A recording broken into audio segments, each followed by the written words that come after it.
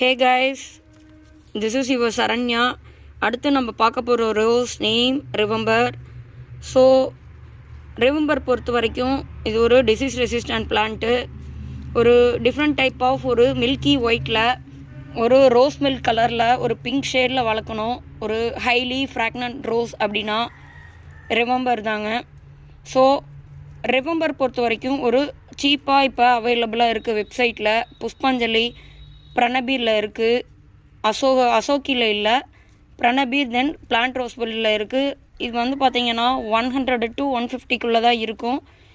இந்த மாதிரி டிஃப்ரெண்ட் ஒரு மில்கி ஒயிட்டில் ஒரு ரோஸ் மில்க் கலரில் ஒரு ஷேடு இருந்தது அப்படின்னா அதுவும் பார்த்திங்கன்னா ஒரு ஹைலி ஃப்ராக்னன்ட் ரோஸு. சம்டைம்ஸ் இது வந்து கிளஸ்டராக பூக்கும்.